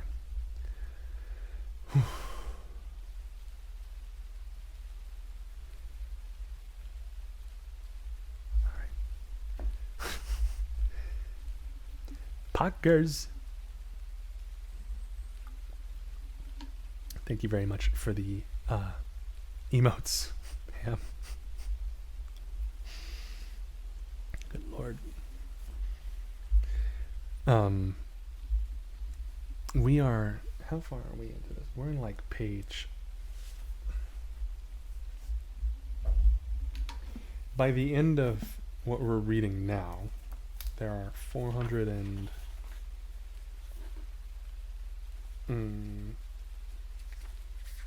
we'll be at page 295 out of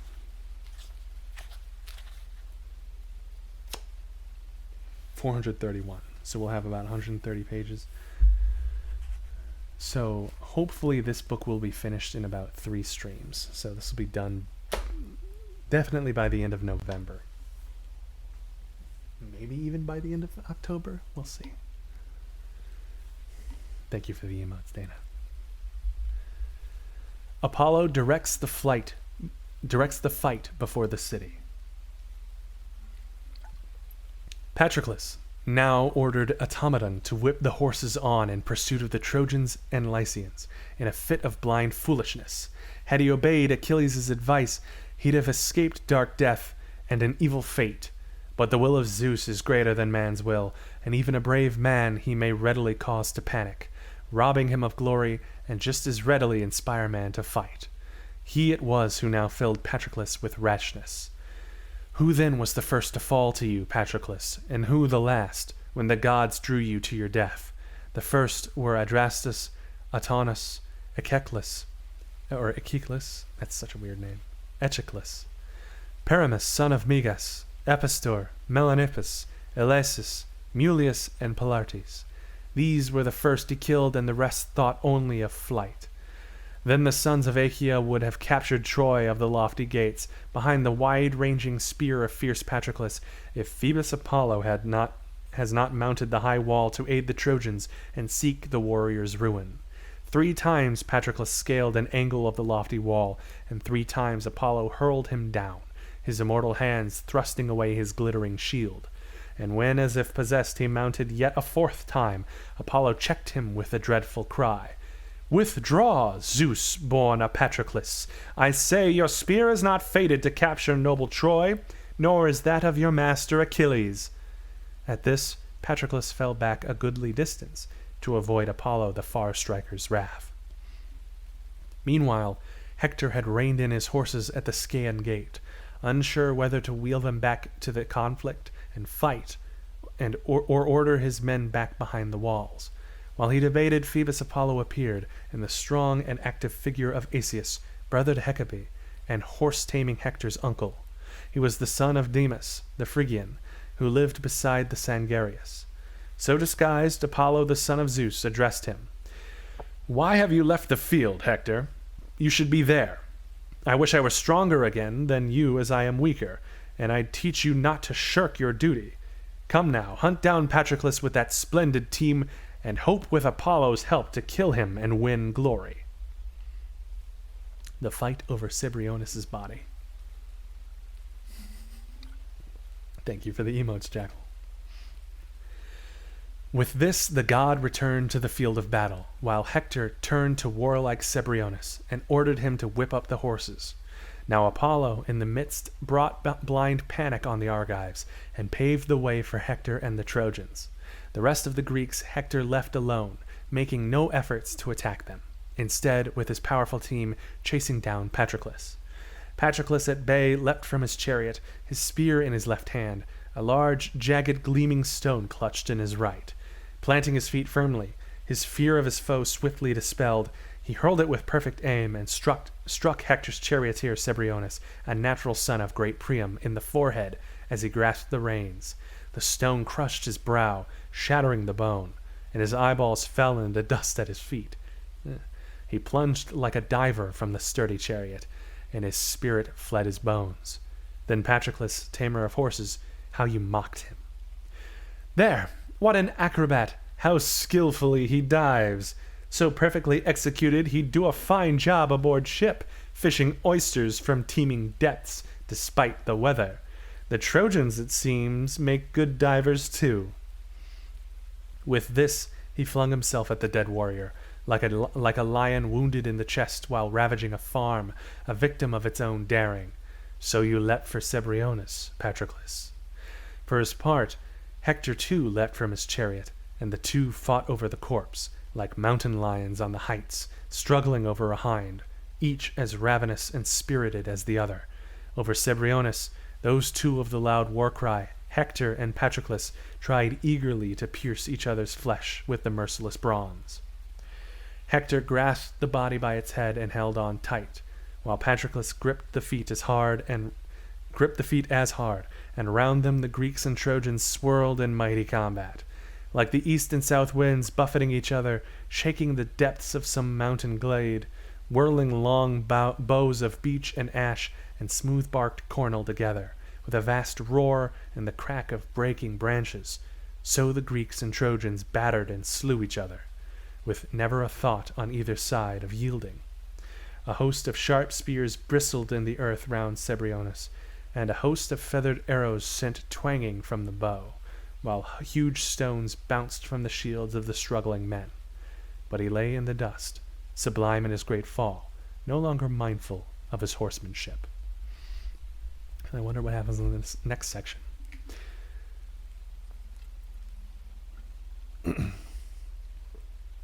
The death of Patroclus. So long as the sun was high in the sky, the volleys of missiles found their mark, and men fell. But when it sank low at that hour when ploughmen unyoked their oxen, the Greeks proved masters of their fate. They dragged Cebriones' corpse away from the Trojans, and, beyond the clash of arms, stripped it of its armor. Then Patroclus was minded to destroy the Trojans. 3 times that peer of swift Ares attacked them, shouting his dread war cry, and each time killed 9 men. But when, like a god, you charged at them again, Patroclus, then your fate loomed in sight, for Apollo met you, terrible in combat. Apollo advanced, veiled in a dense mist, invisible to Patroclus in the tumult, stood behind him and struck him in the back with the flat of his hand. The warrior's vision spun, and Apollo knocked the helmet from his head, sending it under the horse's feet with a clang, and the plumes on its crest were streaked with blood and dust. The gods had never allowed it to be fouled till then, that horsehair-plumed helmet that protected the godlike brow and head of Achilles. Now Zeus let Hector wear it for a while, since death was nearing him too. The long-shadowed spear, thick, heavy, and strong, and tipped with bronze in Patroclus' hand, was wholly shattered. The tasseled shield on its strap fell to the ground, and that blow from Lord Apollo, son of Zeus, had loosened the breastplate. Then Patroclus' mind was dimmed, his noble limbs were slack beneath him, and dazed he stood there. A Dardanian, Panthos' son Ephorbus, the best spearman, horseman, and runner of his generation, who had brought down 20 charioteers in his apprenticeship in war, now cast his sharp spear and struck Patroclus in the back between the shoulders. He was first to hurl his spear, not killing you, horse-tamer Patroclus, but pulling the ash spear from your flesh and running back into the throng, fearing to stand and fight you, unarmed now though you were. And Patroclus, stunned by the god's blow and Euphorbus' spear, retreated into the Myrmidon ranks, dodging fate. But Hector, seeing brave Patroclus withdraw, struck by the blade, made his way to him through the ranks, and drove at him with his spear, piercing the lower belly and ramming the point home. Patroclus fell with a thud, to the grievous sorrow of the Achaean army. As a lion in the high mountains may fight with a tireless wild boar over a trickling stream from which both seek to drink, and conquers his panting enemy by strength alone, so Hector, Priam's son, overcame the valiant son of Menoetius, who himself had killed so many men, and striking him close at hand with his spear, robbed him of his life. Then straddling him, he shouted in victory, "I think you boasted you'd sack our city, Patroclus. Take our women captive. Sail with them to your native land. How foolish! Hector and his swift horses are here to fight for them. Hector, the finest spearman among the warlike Trojans. I who shield them from the day of doom, while as for you, the vultures shall have you. Even Achilles with all his valor could not save you, wretched man, though I don't doubt he told you as you left, for he chose to stay. Patroclus, master horseman, don't return to the hollow ships till you've pierced the tunic at man-killing Hector's chest and drenched it in his blood. No doubt that's what he said, and you in your madness thought it would be so. But though your strength was ebbing fast, horse-taming Patroclus, yet you answered, 'Boast while you can, Hector, for Zeus and Apollo it was who gave you victory. They conquered me. They stripped the armor from my shoulders. If 20 men like you had faced me alone, all would have died at the point of my spear. But fate, the destroyer, and Apollo, Leto's son, have conquered. Only then came Ephorbus the mortal, while you are but the third to claim my life. This I tell you, and go brood upon it. You indeed have only a little while to live. Even now death approaches, and your fixed destiny, to fall at the hands of Achilles, peerless scion of Aeacus.' With these words, death took him, and his spirit, loosed from his limbs, fled down to Hades, bemoaning its fate, and leaving youth and manhood behind. But dead though he was, noble Hector still replied, Patroclus, what makes you so sure of my swift destruction? Who knows but Achilles, son of fair-haired Thetis, may be struck by my spear first and lose his life? With this, he planted his heel on the warrior's body, drew the spear from the wound, and thrust the corpse away to fall on its back. Then he launched himself with the spear at Automedon, godlike squire of fleet-footed Achilles, grandson of Aeacus. He was keen to strike him down, but the swift team kept Automedon away, those immortal steeds, the glorious gifts the gods give Peleus. And that's the end of book 16? Yes, that's the end of book 16. How long have we been going? Let me check. We've been going, 2 hours. Awesome. Okay. I'm gonna check how long is, or how big is the next book, next chapter.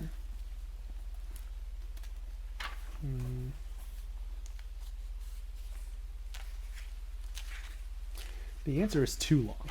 Too long for today, anyway. Oh, no, wait.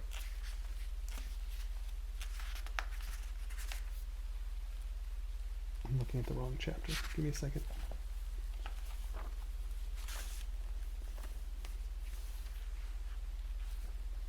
Nope, it's still too long. Okay. Excuse me, I missed it. Can you start over? Start over from this chapter or from the last chapter?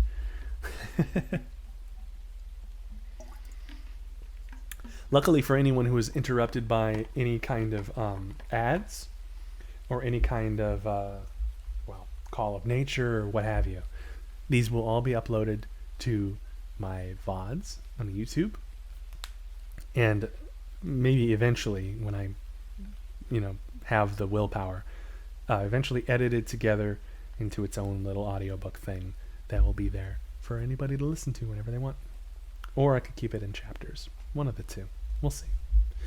But yeah, that was book 15 and book 16 of the Illiad.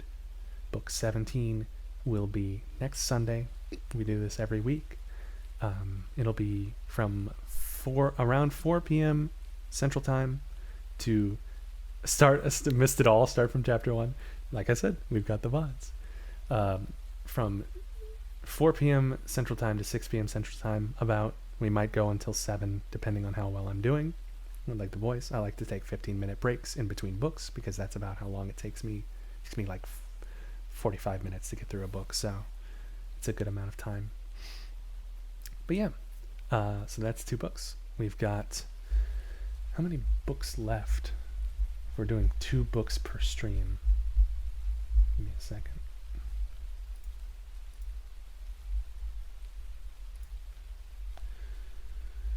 So that's book 17. 1, 2, 3, 4, 5, 6, 7, 8. Okay. So we'll be done. It'll take us either 3 or 4 Sundays, because we only have, according to that book, 120 pages to go. So, yeah, or 130, and we've been reading about 40 or so pages. So maybe on that 3rd Sunday from now, I'll go a little bit longer, or I'll find a time where I'll go a little bit longer, depending on how long the chapters are each in the books, and we'll get it done. So yeah. Missed it all, start from chapter 1. Incredible work as always. Oh, thank you for listening. I appreciate everybody for stopping by for however long they stayed. I appreciate kind words. I appreciate the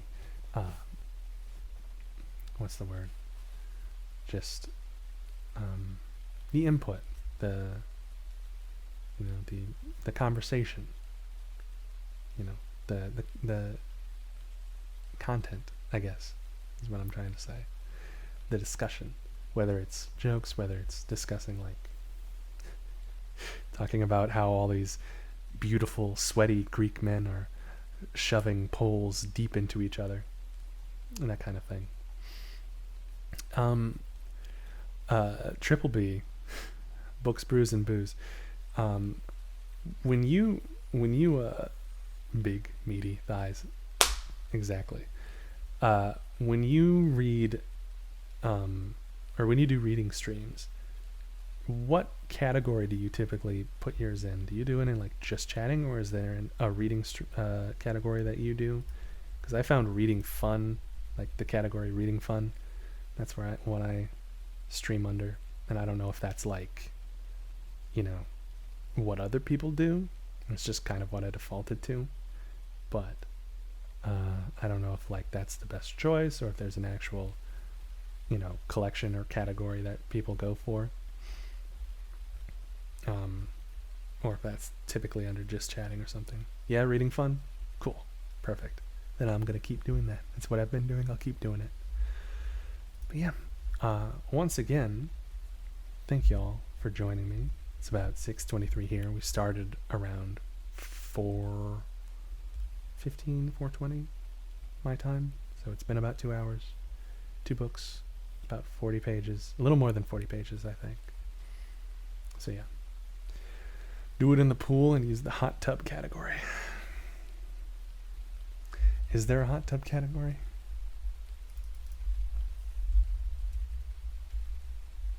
Oh my god, there is. Pools, hot tubs, and beaches. I can't believe that.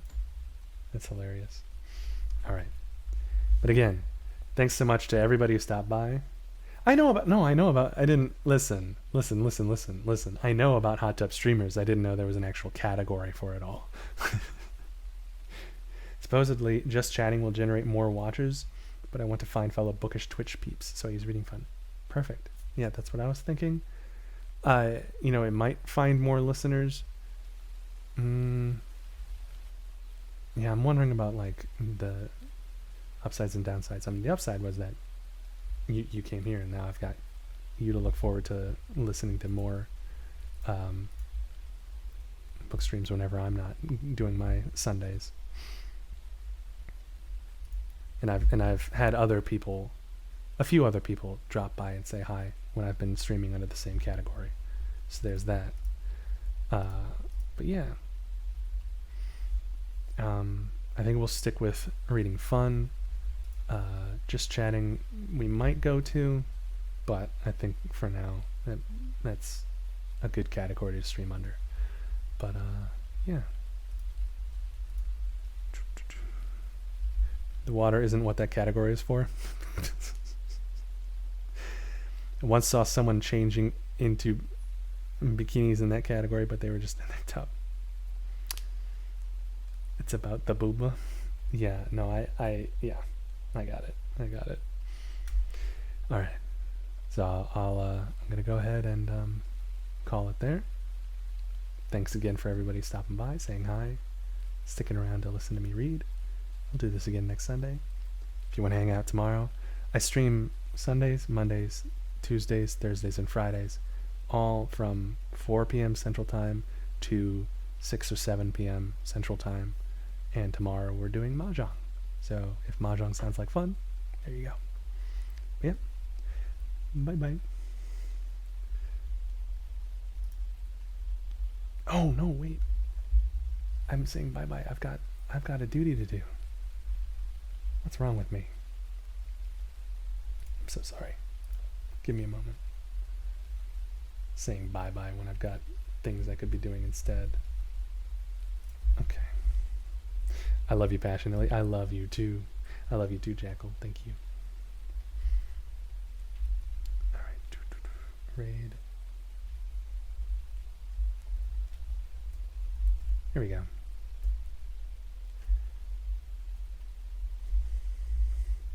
To everybody who has been just listening to me without visual and has been enjoying the calm rain and everything like that, I do apologize for the discordance that will be Pokemon Unite, but go say hi to MK for me. And